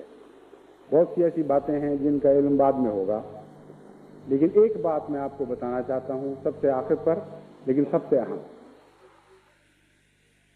اس صدی کا پہلا الہام جو مجھے ہوا وہ صدی کے آغاز کے ساتھ ہی ہوا، وہ تھا السلام علیکم ورحمۃ اللہ۔ بس ہم سلامتی کی جو باتیں کر رہے ہیں، میں نے چاہا کہ میں آپ کو اس خوشخبری میں شریک کروں۔ وہ خدا جس کے قبضہ قدرت میں میری جان ہے، اس خدا کو گواہ ٹھہرا کر کہتا ہوں کہ اللہ تعالیٰ نے اس صدی کا پہلا پیغام مجھے یہ دیا ہے، السلام علیکم ورحمۃ اللہ۔ بس دنیا کی کوئی طاقت خدا کی اس تقدیر کو آپ کے حق میں تبدیل نہیں کر سکے گی۔ دنیا خواہ چاہے آپ پر 1000 لعنتیں زبانی ڈالتی پھرے، 1000 لاکھ کروڑ کوششیں کرے آپ کو مٹانے کی، مگر اس صدی کے سر پر خدا کی طرف سے نازل ہونے والا سلام ہمیشہ آپ کی سروں پر رحمت کے سائے لیے رکھے گا، سائے کیے رکھے گا، اور ان رحمتوں اور سلامتیوں کے سائے تلے آپ آگے بڑھیں گے۔ یہ صرف میرے نام پیغام نہیں ہے، بلکہ تمام دنیا کی جماعت کے لیے پیغام ہے۔ السلام علیکم ورحمۃ اللہ وبرکاتہ۔ یہ برکاتہ کا لفظ تو مجھے یاد نہیں، لیکن السلام علیکم ورحمۃ اللہ تو بالکل صاف کھلی آواز میں، روشن آواز میں تھا، اور اس سے میرا دل ہم سے بھر گیا کہ خدا تعالیٰ کی کیسی شان ہے کہ اگلی صدی کے آغاز پر ہی، وہی وقت جب صدی شروع ہو رہی تھی، اس کو خدا تعالیٰ نے بڑے پیار اور محبت کی آواز میں اور بڑی کھلی کھلی واضح آواز میں مجھے السلام علیکم کا تحفہ مجھ پر نازل فرمایا، تاکہ میں اسے تمام دنیا کے جماعتوں کے سامنے پیش کر سکوں۔ بس موریشس کے وہ احمدی جو اس آواز کو سن رہے ہیں، ان کو بھی السلام علیکم ورحمۃ اللہ کا تحفہ پہنچے، اور جرمنی کے وہ مخلصین جو اس آواز کو سن رہے ہیں، ان کو بھی السلام علیکم و رحمۃ اللہ کا تحفہ پہنچے، اور وہ سب احمدی جو اس آواز کو نہیں سن رہے ان کو بھی السلام علیکم و رحمۃ اللہ کا تحفہ پہنچے، کیونکہ وقت ایسا ہے جو اس سلام کو پہنچانے کے لیے چنا گیا ہے۔ اس لیے مجھے کامل یقین ہے یہ سلام ان احمدیوں کو بھی پہنچے گا جو ابھی پیدا نہیں ہوئے، ان احمدیوں کو بھی پہنچے گا جو ابھی احمدی نہیں ہوئے، ان قوموں کو بھی پہنچے گا جن تک ابھی احمدیت کا پیغام نہیں پہنچا۔ آئندہ 100 سال میں احمدیت نے کتنی ترقی کرنی ہے ہم اس کا بھی تصور بھی نہیں باندھ سکتے۔ کن کن نئی سرزمینوں میں اس احمدیت نے جڑیں پکڑنی ہیں اور تنومند درخت بننے ہیں، اور عظیم الشان خدا تعالیٰ کی رحمتوں کے سائے ان درختوں کے ذریعے ان تمام زمینوں پر محیط ہونے ہیں۔ ہم ان باتوں کا آج تصور بھی نہیں کر سکتے، لیکن یہ میں جانتا ہوں کہ جہاں جہاں بھی احمدیت پھیلے گی، دنیا کے جس خطے میں بھی احمدیت کا پیغام قبول کیا جائے گا اور حضرت مسیح موعود علیہ الصلوۃ والسلام کو امام زمانہ تسلیم کیا جائے گا، جہاں جہاں حضرت محمد مصطفیٰ صلی اللہ علیہ وآلہ وسلم کی سرداری کے سامنے احمدیت کے ذریعے سر تسلیم خم کیے جائیں گے، ان سب کو اس سلام کا تحفہ ہمیشہ پہنچتا رہے گا۔ پھر آئندہ صدی میں کیا ہونا ہے اللہ بہتر جانتا ہے، کیسے لوگ ہوں گے۔ مجھے امید ہے اور مجھے کامل یقین ہے کہ انشاءاللہ تعالی خدا تعالیٰ تقویٰ کی ایک نئی لہر جاری کرے گا اس صدی کے لیے بھی، اور رحمتوں کے نئے پیغام آئندہ صدی کے لیے خود پیش فرمائے گا۔ آج دنیا کے ہر احمدی کا دل خوش ہے، ذرہ ذرہ خدا کے احسانات کے ذکر سے لرز رہا ہے، تموج میں ہے، دل ہی نہیں بلکہ وجود کا ذرہ ذرہ کثرت کے ساتھ دنیا کے کونے کونے سے مبارکباد کی تاریں موصول ہو رہی ہیں، اور زمین کے کناروں تک سے یہ آوازیں آ رہی ہیں کہ ہاں خدا نے حضرت مسیح موعود کی تبلیغ کو زمین کے کناروں تک پہنچا کر چھوڑا ہے، لیکن ابھی ان کناروں کو مزید وسعت عطا ہونی ہے۔ آج جو ہم احمدی نسلیں زندہ ہیں، ہم نے یہ فیصلہ کرنا ہے کہ کس حد تک اپنے معیار خلوص کو بلند کر کے اور قربانیوں کے معیار کو بلند کر کے ہم نے اگلی صدی کے لیے، اگلی صدی کی آنے والی نسلوں کے لیے رحمت کے سامان مہیا کرنے ہیں۔ بہت سے خوش نصیب ہم میں سے ایسے ہیں جنہوں نے گزشتہ صدی کے اختتام سے پہلے بہت سی بدیاں جھاڑ دی، بہت سے گناہوں سے توبہ کی۔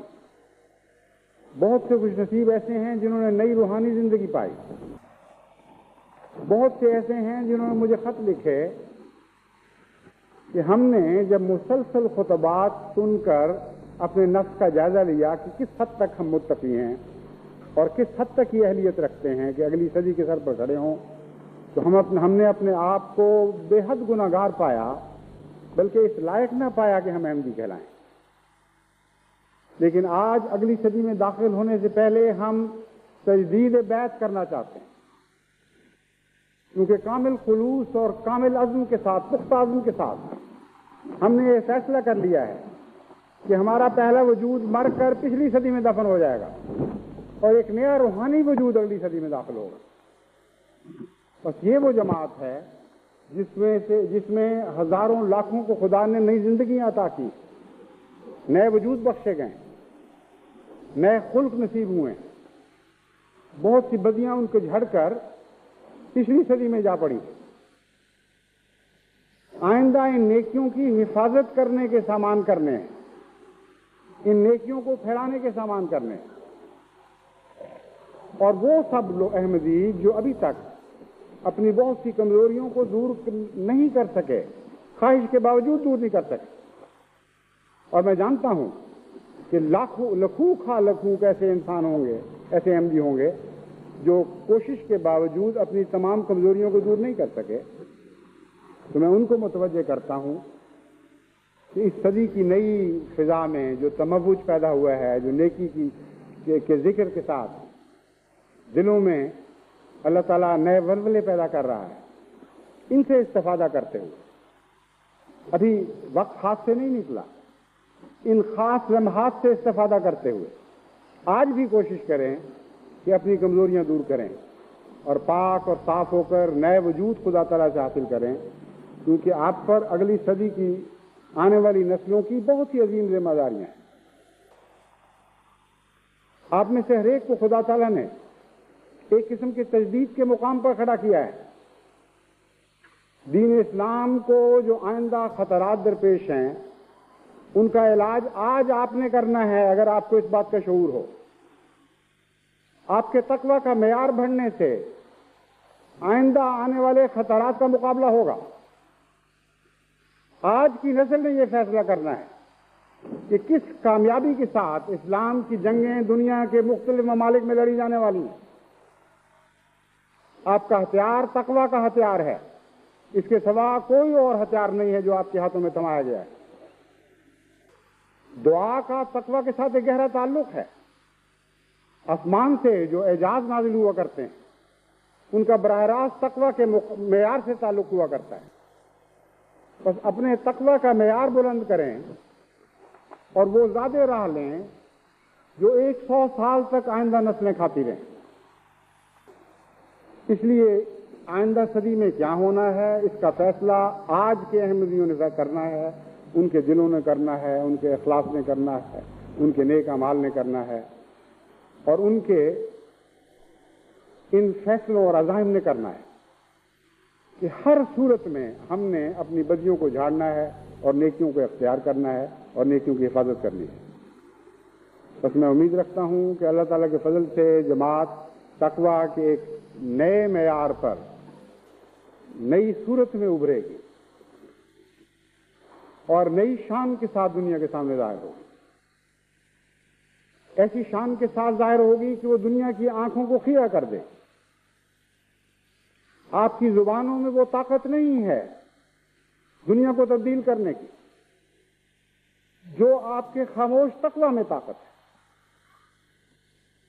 تقوی وہ قوت رکھتا ہے جو بغیر زبان میں ڈھلے عظیم الشان تبدیلیاں پیدا کر سکتا ہے۔ بس اپنے تقوی کے معیار کو بڑھائیں اور اللہ تعالیٰ کا شکر کرتے ہوئے اس پر توکل کرتے ہوئے اس عزم کے ساتھ داخل ہوں کہ جو کمزوریاں سرزد ہو چکی وہ ماضی کا حصہ بن جائیں، ڈراؤنی خوابوں کی طرح پیچھے رہ جائیں، ان کی تعبیریں بھی آپ نہ دیکھیں، اور آج آپ نے جو نئے عزائم باندھے ہیں اسلام کی ترقی کے لیے اور اسلام کی سربلندی کے لیے جو آپ پیاری پیاری خوابیں دیکھ رہے ہیں ان کی عظیم الشان تعبیریں دنیا میں ظاہر ہیں، اور خدا آپ کو توفیق دے کہ اپنی آنکھوں سے ان تعبیروں کو دیکھیں اور دیکھتے دیکھتے تمام دنیا میں اسلام کا بول بالا ہو اور ہماری آنکھیں ٹھنڈی ہوں اور ہمارے دل تراوت حاصل کریں ان باتوں سے۔ یہ ہے ایک احمدی کا تصور جسے ہم نے اس صدی میں پورا کرنے کی ہر ممکن کوشش کرنی ہے۔ یہ ذکر آج کا ذکر ایسا نہیں کہ جس میں غم کی بات کی جائے اور ایسی بات کی جائے جس سے دل پر کسی طرح میل آئے، لیکن آپ سب نے پنجاب میں ہونے والے ایک حکومت کے حکم نامے کا ذکر سنا ہوا ہے، اور بہت سے ایسے ہوں گے جو توقع رکھتے ہوں گے کہ میری زبان سے سنیں کہ وہ کیا واقعہ ہوا اور اس پر جماعت کو کیا رد عمل دکھانا چاہیے۔ اس لیے میں اپنے خطبے کو اس ذکر پر خواہ وہ تکلیف دہ ذکر ہی کیوں نہ ہو ختم کروں گا۔ کچھ عرصہ تقریباً 3-4 دن پہلے مجھے ربوہ سے فون کے ذریعے یہ پیغام موصول ہوا، نائب صاحب امور عامہ یہ پیغام دے رہے تھے کہ کمشنر سرگودا ڈویژن اور ڈپٹی کمشنر جھنگ اور پولیس کے بڑے اور چھوٹے تمام افسران اکٹھے ہو کر ربوہ اس طرح سے تشریف لائے کہ ربوہ کے جو سیدھا سربراہ تو نہیں کہہ سکتے، لیکن ربوہ کے منتظمین یا مختلف افسران جو ربا کی نمائندگی کر سکتے ہیں ان کو ایک پیغام دیں، اس لیے کے ساتھ تشریف لائے۔ ان کو اکٹھا کیا گیا اور پیغام یہ تھا کہ آپ کو اس صدی کے اختتام پر اور نئی صدی کے آغاز پر کسی قسم کے کوئی جشن منانے کی اجازت نہیں دی جائے گی، نہ جلوس کی اجازت دی جائے گی، نہ جلسے کی اجازت دی جائے گی، نہ بتیاں روشن کرنے کی اجازت دی جائے گی وغیرہ وغیرہ۔ وہ کہتے ہیں کہ ہم نے ان سے کہا کہ آپ لکھ کر یہ پیغام دیں، جب تک حکومت کی طرف سے تحریری حکم نامہ نہیں ملے گا ہم اس کی کوئی پرواہ نہیں کریں گے، اور پھر جو کچھ بھی ہوگا اس کی آپ پر ذمہ داری ہے۔ چنانچہ اس پر کمشنر نے ان سے وعدہ کیا کہ میں کل یہ پیغام لکھ کر بھجوا دوں گا۔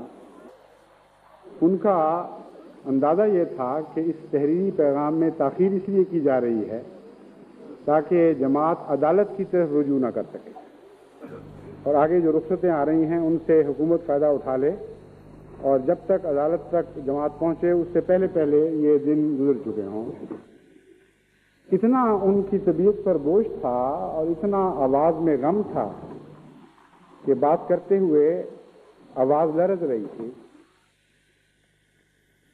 مجھے اس سے بڑی فکر پیدا ہوئی اور میں نے ان سے کہا کہ دیکھیں، آپ ہرگز اس طرز میں مجھ سے بات نہ کریں، اور میں آپ کو باقاعدہ ایک یہ پیغام دیتا ہوں کہ جو کچھ بھی ہو آپ نے اپنے حوصلے کا سر بلند رکھنا ہے اور قطعاً ان لوگوں سے مروب نہیں ہو۔ چنانچہ میں نے ان کو پھر اس فون کے بعد یہ پیغام بھجوایا کہ 100 سال کے خدا تعالیٰ کے بے انتہا احسانات ہیں جو جماعت پر نازل ہوئے ہیں۔ اس کے نتیجے میں جو خوشیاں دلوں سے پھوٹ رہی ہیں ان کو دنیا کی کوئی طاقت دبا نہیں سکتی۔ اس لیے آج میرا آپ کو پیغام یہ ہے کہ آپ نے لازماً خوش رہنا ہے، جو کچھ سر پر گزرے آپ نے اپنی خوشی کو مغلوب نہیں ہونے دینا۔ میں نے ان سے کہا کہ جب میں ربوہ سے روانہ ہو رہا تھا تو میں نے آپ سے ایک وعدہ لیا تھا، اور وہ وعدہ یہ تھا کہ آپ اس غم کو مرنے نہیں دیں گے اور ہمیشہ اس غم کو تازہ رکھیں گے۔ اس وعدے کو آج آپ بھول جائیں۔ آج میں آپ سے ایک نیا وعدہ لینا چاہتا ہوں کہ خدا تعالیٰ کے بے انتہا فضلوں نے جو جماعت کو خوشیاں دی ہیں آپ ان خوشیوں کو زندہ رکھیں، اور کسی ظالم کو اجازت نہیں دیں گے کہ اس کے پنجے آپ کے دلوں سے ان رحمتوں کی خوشیوں کو چھین لیں۔ آپ کو نئے کپڑے پہننے کی اجازت نہیں تو پھٹے پرانے بوسیدہ کپڑوں میں بازاروں میں پھریں اور خوشیوں سے آپ کے چہرے دمک رہے ہوں۔ آپ کے وجود کا ذرہ ذرہ ان دشمنوں کو ناکام اور نامراد کر رہا ہو، اور ان کو کہہ رہا ہو کہ ہماری خوشیوں مقدس خوشیوں تک پہنچنے کی تمہارے بہیمانہ پنجوں کو اجازت نہیں دی جائے گی۔ پھر دیکھیں کہ یہ لوگ کس طرح آپ کو ناکام اور نامراد کر سکتے ہیں۔ کوئی دنیا کی طاقت آپ کو ناکام اور نامراد نہیں کر سکتی۔ خدا کے فضلوں کی خوشیاں کوئی دنیا میں روک سکتا ہے؟ خدا کے رحمتوں کی خوشیاں کوئی دنیا میں روک سکتا ہے؟ چنانچہ اس کے نتیجے میں اللہ تعالیٰ کے فضل سے وہاں ایک بالکل نئی فضا پیدا ہو گئی، اور پنجاب میں جہاں جہاں یہ پیغام پہنچا وہاں بہت سے شہروں میں تو انہوں نے اس بات کی بھی پرواہ نہیں کی کہ کوئی ہمیں قید کرتا ہے، مارتا ہے، گلیوں میں گھسیٹتا ہے، گالیاں دیتا ہے۔ انہوں نے خوب جشن منائے۔ ربوہ کی خصوصی ہے یہ حیثیت کے پیش نظر، اگرچہ وہاں بتیاں تو نہیں جل سکی، لیکن میں نے ان سے کہا کہ اتارنی آپ نے نہیں ہے۔ یہ دن ایسا ہے، یعنی 23 مارچ کا دن، کہ جس دن یہ ساری قوم مجبور ہو گئی ہے بتیاں جلانے پر اور خوشیاں منانے پر، کیونکہ خدا کی تقدیر نے اس دن کو یوم پاکستان بنا دیا ہے۔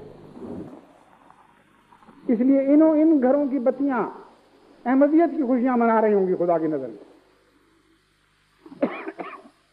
اور وہ بتیاں جو ان کو نظر نہیں آتی جلتی ہوئی آپ کے گھروں پر، وہ خدا کی نظر میں سب سے زیادہ روشن کرا دی جائے۔ اور ایسا ہوتا ہے، خدا کی تقدیر میں ایسا ہوتا ہے۔ اس لیے احمدیت کو دنیا کی کوئی طاقت ناکام اور نامراد نہیں کر سکتی، یہ بات یاد رکھیں۔ ہمارے لیے خوشیوں کے دن آئے ہیں اور خوشیوں کے دن بڑھتے چلے جائیں گے ہمارے لیے.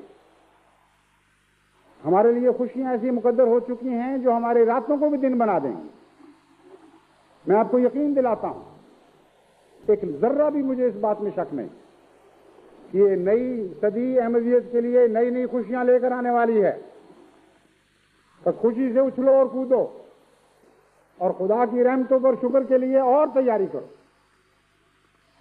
اپنے شکروں کے معیار کو اور زیادہ بڑھاؤ, کیونکہ ہم نے تو آج خدا تعالیٰ کے گزشتہ فضلوں کو جو دیکھا ہے اس کی روشنی میں ہم یقین کے طور پر کہہ سکتے ہیں کہ مستقبل اتنا روشن ہے اور اتنا عظیم الشان ہے کہ جس طرح آج سے 100 سال پہلے کوئی تصور بھی نہیں کر سکتا تھا کہ دنیا کے 120 ممالک میں جماعت احمدیہ پھیل چکی ہوگی, اور کوئی یہ تصور بھی نہیں کر سکتا تھا کہ اس سے پہلے 1300 سال میں ساری دنیا کے مسلمانوں نے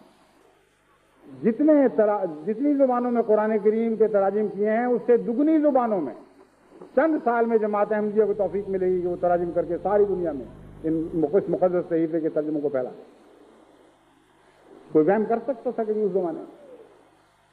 بس آج آپ بھی وہم نہیں کر سکتے, سوچ بھی نہیں سکتے کہ خدا کی رحمتوں نے کیا کیا آپ کے لیے مقدر کر رکھا ہے. بس میں ربوہ کے رہنے والے ہوں یا پنجاب کے دوسرے علاقوں کے لوگ جو اس حکم کو سن کر غم زدہ ہیں, ان کو میں دوبارہ یقین دلاتا ہوں کہ آپ کی خوشیاں ان کی پہنچ سے بالا ہیں. آپ خوش رہیں اور خدا تعالیٰ مزید آپ کی خوشیاں بڑھاتا چلا جائے. یہ کیوں نہیں سوچتے آپ کہ کس قدر ان کے دل مغضوب ہو چکے ہیں, کس قدر ان کی تکلیف کہ نئے نئے سامان خدا تعالیٰ نے پیدا کر دیے ہیں. یعنی وہ شخص جو کسی کی خوشی پر عذاب میں مبتلا ہو, اس سے زیادہ اور کیا جہنم سوچی جا سکتی. بڑی سادہ لو ہیں وہ لوگ جو سمجھتے ہیں کہ انہوں نے حکم دے کر ہماری خوشیاں چھین لی. ان کا حکم دینا بتاتا ہے کہ ان کے دلوں میں آگ لگی ہوئی, ایک جہنم میں جل رہے ہیں کہ احمدیوں کو کیوں خدا تعالیٰ نئی نئی رحمتیں نئی نئی برکتیں عطا کرتا چلا جا رہا ہے. وہ حکم میں آپ کے سامنے پڑھ کے سناتا ہوں, اس کو آپ پڑھ کے دیکھیں. یہ کوئی رونے والا حکم, اس میں تو ہنسی آتی ہے. حیرت ہوتی ہے کہ کس قدر بیوقوف اور جاہل قوم ہے یہ, کہ جو اس طرح دوسرے کی خوشیاں چھیننے کی کوشش کر رہی, اور یہ رذیل کوشش بتا رہی ہے کہ دلوں میں ایک آگ لگی ہوئی ہے, ایک جہنم برپا. بہت انہوں نے کوشش کی, بہت زور مارے کہ احمدیت کو ناکام اور نامراد کر دیں. آج 100 سال کے بعد اپنی آنکھوں کے سامنے دیکھ رہے ہیں کہ کوئی پیش نہیں, کوئی سختی کام نہ آئے. کسی قسم کے رذیل ارادوں نے احمدیت کو ناکام تو کیا کرنا تھا, احمدیت کے پاؤں کی خاک کو بھی وہ ناکام اور نامراد نہیں کر سکتے. یہ وہ کیفیت ہے جو اس حکم سے جاری ہے, ظاہر ہے. ایک شخص کا اعتراف ہے کہ ہم سب کچھ کر بیٹھے ہیں, ہم نامراد ہو گئے, اب خدا کے لیے خوش نہ ہو, وہ تمہاری خوشی ہمیں تکلیف دے. حکم نامے کے الفاظ یہ ہیں, ڈپٹی کمشنر صاحب لکھ رہے ہیں, جبکہ میرے علم میں یہ بات لائی گئی ہے کہ ضلع جھنگ میں قادیانی 23 مارچ 1989 کو قادیانیت کی 100 سالہ جبلی منعقد کر رہے ہیں, اور اس کے لیے انہوں نے چراغاں کرنے, عمارات سجانے, سجاوٹی گیٹ کھڑے کرنے, پمفلٹ تقسیم کرنے, دیواروں پر پوسٹر لگانے, شیرینی بانٹنے, اسپیشل کھانے, لفظ اسپیشل کھانے بھی خوب ہے, اسپیشل کھانے, بیجز کی نمائش, بینرز لگانے اور جھنڈیاں وغیرہ لگانے کا انتظام کیا ہے, جو کہ مسلمانوں کے نزدیک سخت قابل احترام. انا للہ. اب بتائیں اس حکم کے اوپر رونا آئے گا یا ہنسی آئے گی؟ یعنی یہ ساری چیزیں مسلمانوں کے نزدیک سخت قابل اعتراض ہیں. آپ کا ہنسنا بعض لوگوں دلوں میں آگ لگا رہا ہے. آپ کی خوشیاں بعض سینوں میں جہنم کے سامان پیدا کر رہے ہیں. یہ آپ کی خوشی کا موقع ہے اور آپ کے ناچنے اور گانے کے دن ہے یا مغروم ہونے کے دن ہے؟ قرآن کریم فرماتا ہے، اور یہی قرآن کریم کی پیشگوئی تھی، لِیَغِیظَ بِهِمُ الْکُفَّارُ. یہ سرز و شاداب کھیتیاں جو اگائی جا رہی ہیں خدا کی راہ میں، انہوں نے ضرور نشو و نما پانی ہے، نہانا ہے، ان کی شاخوں نے مضبوطی اختیار کرنی ہے، ان کے تنوں نے تنومند ہو جانا ہے، اور کوئی دنیا کی طاقت اس تقدیر کو بدل نہیں سکتی. جتنی یہ کھیتی شاداب ہوتی چلی جائے گی، اس کا نتیجہ یہ نکلے گا کہ لِیَغِیظَ بِهِمُ الْکُفَّارُ. اس کے نتیجے میں ان لوگوں کا انکار کرنے والے اور زیادہ غیظ و غضب کی آگ میں جلتے چلے جائیں. بس 1400 سال پہلے جو عظیم الشان پیشگوئی قرآن کریم میں کی گئی تھی، آج آپ نے اپنی آنکھوں کے سامنے اس کو پورا ہوتے دیکھ لیا. اس لیے اس پر اور بھی خوش ہوں. اس قسم کے حکم ناموں نے ثابت کر دیا ہے کہ سچا تھا وہ قرآن جس نے یہ پیشگوئی کی، اور سچا تھا وہ رسول جس پر یہ کلام الہی نازل ہوا، اور سچا تھا وہ خدا اور عالم الغیب تھا. وہ جانتا تھا کہ آئندہ کیا ہونے والا. وہ جانتا تھا کہ ایسے بھی دن آئیں گے کہ بعض لوگوں کی خوشیاں بعض دوسرے لوگوں کے لیے عذاب بن جائیں گے. بس یہ حکم نامہ جو ہے یہ ہمیں مغموم کرنے کے لیے یہ نہیں، بلکہ ہماری خوشیوں کو میں اضافہ کرنے کے لیے ایک دستاویزی ثبوت کے طور پر ہمارے ہاتھ میں آیا ہے. چنانچہ آگے جا کر وہ لکھتے ہیں، یہ دیکھو کتنے بے احمدی، دیکھو کیا کر رہے ہیں ضرور. پچھلے 100 سالوں کے کارناموں پر خوش ہو رہے ہیں، حالانکہ پنجاب گورنمنٹ کے ہوم ڈپارٹمنٹ نے بذریعہ ٹیلی پرنٹر پیغام بتاریخ 20 مارچ 1989 میں متذکرہ بالا قادیانیوں کے سارا جشن پر صوبے بھر میں پابندی لگانے کا فیصلہ کیا. کہ حکومت پنجاب نے فلاں قانون مجریہ فلاں کے ذریعے جو ٹیلی پرنٹر کے ذریعے بھجوایا گیا، ان کے اوپر پابندی لگانے کا فیصلہ، اور یہ خوش ہو رہے. یعنی دلوں کے اوپر بھی پنجاب کی حکومت فیصلے کرے گی کہ کیا واردات گزرے. ایسا بے وقوفوں والا فیصلہ میں سمجھتا ہوں کہ حکومتوں کی تاریخ میں ایک منفرد فیصلہ ہے. بڑی بڑی جاہل حکومتیں ہم نے سنی ہیں، تاریخ میں ذکر بھی چلتے ہیں، مگر ایسا احمقانہ، ایسا جاہلانہ حکم نامہ آج تک میرا خیال ہے دنیا کی کبھی کسی حکومت کو جاری کرنے کی توفیق نہیں ہوئی ہوگی. پھر وہ فرماتے ہیں، اور جبکہ تعزیرات پاکستان کی دفعہ 298 ایکٹ XLV 1860 کے تحت قادیانی گروہ کے کسی شخص کو یہ اختیار نہیں کہ وہ بلا واسطہ یا بال واسطہ خود کو مسلمان ظاہر کرے، یا اپنے دین کو اسلام کہے یا قرار دے، یا اپنے دین کی تبلیغ یا پرچار کرے، یا دوسروں کو اپنی دین کی تحریری زبانی یا کسی بھی مرئی طریق سے دعوت دے، یا کسی بھی انداز سے مسلمانوں کے مذہبی جذبات کو ٹھیک پہنچائے، تو مستوجب سزا ٹھہرے گا. جبکہ میری رائے اور گورنمنٹ کے مندرجہ بالا فیصلے اور تعزیرات پاکستان کے مندرجات کے مطابق اور زیر دفعہ 1898 PC کرمنل پروسیجر کوڈ 144 ایسی کافی وجوہات موجود ہیں کہ اس کی یعنی سالہ تقریبات کی فوری روک تھام کی جائے، اور ایسی ہدایات کا اجرا ضروری ہے جو انسانی زندگی، املاک اور امن و سکون عامہ کو درپیش خطرہ کا انسداد کریں. اس لیے اب میں چودھری محمد سلیم، ڈسٹرکٹ مجسٹریٹ جنگ، دفعہ 1998 PC 144G کے تحت اپنے اختیارات کو بروئے کار لاتے ہوئے قادیانیوں کو ضلع جنگ میں مندرجہ ذیل سرگرمیوں سے باز رکھنے کے لیے حکم صادر کرتا ہوں. عمارات اور ان کے احاطوں میں چراغاں کرنا، یعنی اپنے گھروں کے اندر بھی نہیں چراغاں کر سکتے. سجاوٹی گیٹ لگانا، جلسے اور جلوس کا انعقاد، لاؤڈ اسپیکر یا میگا فون کا استعمال، نعرے لگانا، بیجز آویزاں کرنا، رنگ برنگے کمکمے اور بینرز لگانا، پمفلٹ تقسیم کرنا، پوسٹر لگانا، دیواروں پر لکھنا، مٹھائی یا کھانا یا تقسیم کرنا. جہالت کی حد ہو گئی. کیسی احتیاط ہے زبان میں ماشاءاللہ. آخر وہ ڈپٹی کمشنر ہیں, پڑھے لکھے معلوم ہوتے ہیں. انہوں نے کہا کہ ایسی زبان استعمال کروں کہ کوئی احمدی بچ کے جا ہی نہ سکے. اگر مٹھائی تقسیم کرنا ہو تو کہہ دیں گے جی ہم نے تو کسی ہم تو کھا رہے ہیں.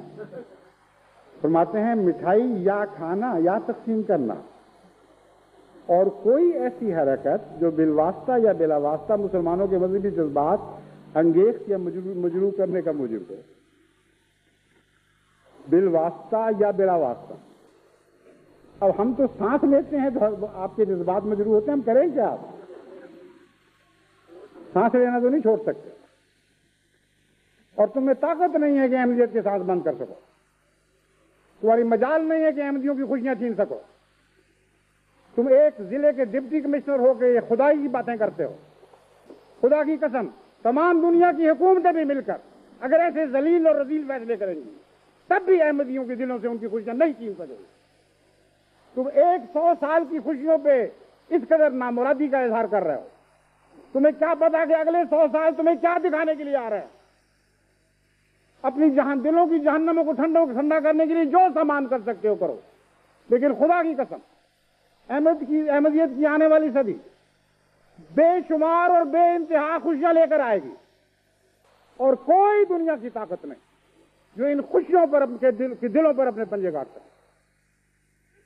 یہ تمہاری تحریریں, ان کی حیثیت کیا ہے؟ یہ تمہاری باتیں شوخیاں ہیں, اس سے بڑھ کر اور کوئی حیثیت نہیں. اسے لگاؤ جتنا مرضی زور لگاؤ, خدا کی بارش کی طرح برستی ہوئی رحمتوں کو روک نہیں سکتے تم, ناممکن ہے تمہارے.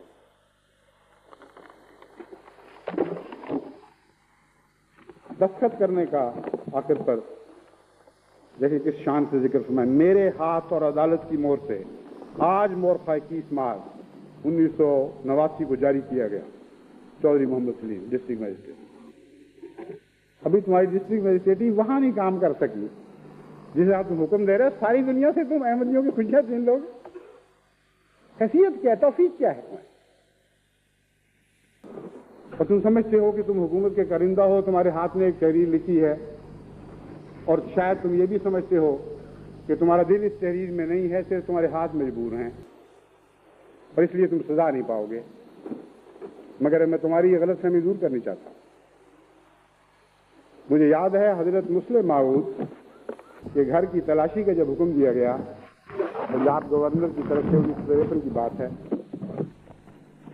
تو حضرت مسلم ماؤد رضی اللہ تعالیٰ عنہ نے مجھے بلایا کہ میں ڈپٹی سپرنٹینڈنٹ پولیس یا ڈی ایس پی تھا, اس کے ساتھ پھر کر وہ تلاشی کرواؤں. اس زمانے میں شرافت کا معیار آج سے بہت زیادہ بلند تھا. چنانچہ وہ ڈی ایس پی صاحب یا ایس پی صاحب, مجھے اب صحیح یاد نہیں, جب تشریف لائے تو بہت ہی زیادہ شرمندہ اور معذرت خواہ تھے. بار بار یہ حضرت صاحب سے عرض کر رہے تھے کہ مجھے معاف کریں, میں بالکل مجبور اور بے اختیار. بتائیے میرا کیا گناہ ہے؟ میں تو ایک ادنا کارندہ ہوں حکومت کا, اور گورنر پنجاب کا حکم ہے, میں اس کو ٹال نہیں سکتا, میں مجبور ہوں. بتائیے اس کی سزا مجھے تو نہیں پہنچے گی, کیا میں بھی بد نصیب ہوں گا اس وجہ سے کہ مجھے استعمال کیا گیا؟ حضرت مسلم ماؤد یہ بات سنتے رہے اور مسکراتے رہے, اور آخر آپ نے فرمایا کہ دیکھیں میں جانتا ہوں کہ آپ مجبور ہیں, لیکن بعض دفعہ مجبوریوں سے بھی بدبختیاں مل جایا کرتی, اور بعض دفعہ مجبوریوں سے بھی سعادتیں مل جایا کرتی ہیں. آپ سے زیادہ وہ جوتی مجبور تھی جو ابو جہل کے قدموں میں تھی, اور اسی طرح وہ جوتی مجبور تھی جو ہمارے آقا و مولا حضرت محمد مصطفیٰ صلی اللہ علیہ وسلم کے قدموں میں تھی. آپ بتائیں کہ کیا دونوں کا ایک ہی سا نصیب تھا؟ کیا وہ جوتی منحوس اور بد نصیب نہیں تھی جو ابو جہل کے قدموں میں تھی, لیکن تھی بے اختیار؟ اسی طرح کتنی معزز اور کس شان کی وہ جوتی تھی جس پر میرے آقا محمد مصطفیٰ صلی اللہ علیہ وسلم کے قدم پڑا کرتے تھے, اور قدموں کے ساتھ لپٹی لپٹی ساتھ پھیرا کرتی تھی. اس لیے یہ نحوست تو ایسی ہے جس میں میں بے اختیار ہوں, میں چاہوں بھی تو اس نحوست سے آپ کو الگ نہیں کر سکتا. ایسے لرزے وہ, اس قدر وہ خوف زدہ ہوئے کہ وہ تلاشی مجھے یاد ہے, وہ جس طرح انسان سونگتا پھرتا ہے جگہ کو, تھوڑا تھوڑا سونگا اور اس کے بعد کا بس, اس سے زیادہ مجھے بتا سکتا. وہ زمانہ اور تھا، شرافتوں کے معیار، تقویٰ کے معیار اور ہوا کرتے تھے.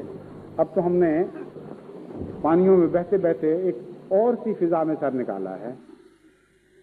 بس اس موقع پر اگرچہ دنیا کی اکثریت تو پاکستانی نہیں، مگر میں پاکستانی ہوں اور مجھے اپنے ملک سے محبت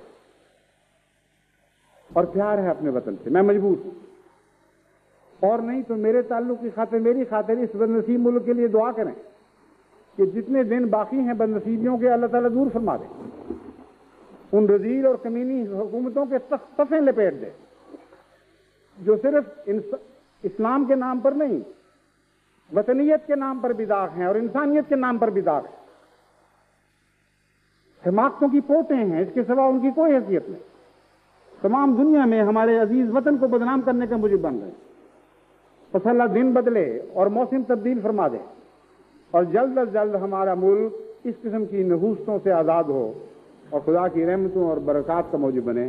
بس اور اگر آپ کا تعلق اس ملک سے نہیں تو میری خاطر، جس کی ہاتھ پر آپ نے بیعت کی ہے، میرے تعلق کی خاطر مجھ پہ رحم کرتے ہوئے میرے ملک کے لیے بھی دعا کریں.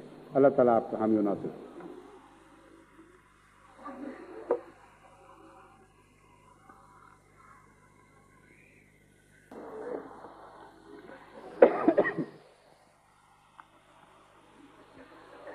الحمد لله نحمده ونستعينه ونستغفره ونؤمن به ونتوكل عليه ونعوذ بالله من شرور أنفسنا ومن سيئات أعمالنا من يهده الله فلا مضل له ومن يضلل فلا هادي له ونشهد أن لا إله إلا الله وحده لا شريك له ونشهد أن محمدا عبده ورسوله. ایک ذکر میں بھول گیا تھا جو مجھے بہت عزیز ہے، یعنی اسیران راہ مولا کا ذکر.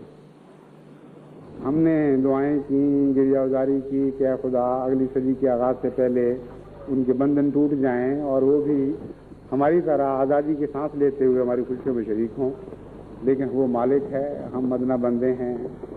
ابھی خدا کی تقدیر کو شاید یہ منظور نہیں تھا، لیکن آپ یہ دعائیں ضرور جاری رکھیں. آج نہیں تو کل، کل نہیں تو پرسوں خدا کی تقدیر کا حکم دنیاوی احکام پر غالب ضرور آئے گا. اور مجھے ہرگز مایوسی نہیں ہے کہ خدا تعالیٰ غیر معمولی سامان ایسے پیدا فرمائے گا کہ ہمارے عزیز مظلوم بھائی جو تمام احمدیت کی نمائندگی کے طور پر اسیری کی مشقتوں میں سے گزر رہے ہیں، اللہ تعالیٰ ان کی یہ بوجھ بھی آسان فرما دے، ان کو تسکین قلب عطا کرے، ہر مشکل ان کے لیے ہلکی کر دے اور پھر ان زنجیروں کے ٹوٹنے کے سامان پیدا کرے. بظاہر زنجیریں تو انہوں نے پہن رکھی ہیں، لیکن ان زنجیروں کی بندش، اس کی تنگی ہمارے دلوں کو محسوس ہو رہی ہے. اس لیے جب تک وہ زنجیریں نہیں ٹوٹیں گی اس وقت تک ہمارے دلوں کی یہ تنگی کا احساس مٹ نہیں سکتا، یہ نہیں ٹوٹ سکتا. تو دعا کریں، ان کی خاطر نہیں تو اپنی خاطر ہی کریں. لیکن میں جانتا ہوں کہ ہم اگر تکلیف محسوس بھی کر رہے ہوں گے تو اس تکلیف کے نتیجے میں اللہ تعالیٰ کے فضل کے ساتھ ہمیں سعادتیں مل رہی ہیں، اور یہ تکلیف اپنی ذات میں معزز تکلیف ہے. اس لیے فی الحقیقت کوئی سچا انسان بھی اپنی تکلیف دور کرنے کی خاطر نہیں، اپنے بھائی کی تکلیف کو دور کرنے کی خاطر یہ دعائیں کرے گا. اس لیے آپ خالصتاً للہ اپنے عزیز بھائیوں کو جس طرح پہلے دعاؤں میں یاد رکھتے آئے ہیں، مزید دعاؤں میں یاد رکھیں اور امید رکھیں اور یقین رکھیں کہ اللہ تعالیٰ ضرور مناسب وقت پر جب خدا کی تقدیر فیصلہ کرے گی ان دعاؤں کو سنے گا، اور انشاءاللہ ان بھائیوں کی قید کی زنجیریں لازماً توڑی جائیں گی. اللہ وہ دن جلد تر ہمیں دکھائے. عباد اللہ رحمکم اللہ، ان اللہ يأمر بالعدل والإحسان وإيتاء ذي القربى وينهى عن الفحشاء والمنكر والبغي يعظكم لعلكم تذكرون اذكروا الله يذكركم وادعوه يستجب لكم ولذكر الله أكبر